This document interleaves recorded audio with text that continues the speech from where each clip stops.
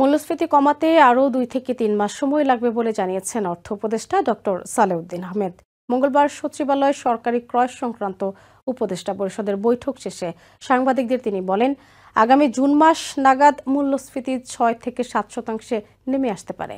আগামী বাজেটে ভ্যাট বৃদ্ধির বিষয়টিও সংশোধন করা হবে উল্লেখ করে অর্থ উপদেষ্টা বলেন, এরই মধ্যে ব্যবসায়ীরা ভ্যাট দেখিয়ে দাম বেশি নিচ্ছেন। দেশে রাজনৈতিক অস্থিরতায় সরবরাহের ঘাটতির অজুহাতে পণ্যের দাম বাড়াচ্ছে ব্যবসায়ীরা, যে কারণে মূল্যস্ফীতি এখন অতিক্রম করেছে 2 অঙ্কের ঘর।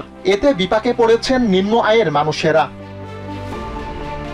অন্তর্বর্তী সরকার ক্ষমতা নেয়ার 6 মাস পরেও কেন মূল্যস্ফীতি নিয়ন্ত্রণে আনা সম্ভব হচ্ছে না, এমন প্রশ্নের জবাবে মঙ্গলবার অর্থ উপদেষ্টা ডক্টর সালেহুদ্দিন আহমেদ বলেন, চাল সহ বিভিন্ন পণ্যের সরবরাহ স্বাভাবিক না থাকার কারণেই মূল্যস্ফীতি বেড়েছে। তবে মূল্যস্ফীতি কমিয়ে আনতে বেশ কিছু উদ্যোগ নিয়েছে সরকার, যার সুফল পেতে অপেক্ষা করতে হবে 2 থেকে 3 মাস। উচ্চ মূল্যস্ফীতির মধ্যে গত মাসেই বিভিন্ন পণ্যে ভ্যাট বৃদ্ধি করে সরকার, যা অনেকটা মরার ওপর খাড়ার ঘা হিসেবে নেমে আসে সাধারণ মানুষের জন্য।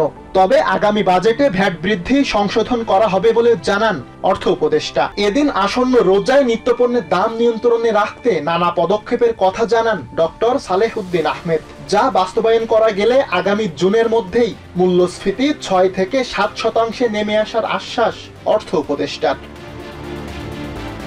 সুলাইমান কবির, TVN 24 news desk. New York থেকে সম্প্রচারিত TVN 24 টেলিভিশন বিশ্বজুড়ে বাঙালির কণ্ঠস্বর।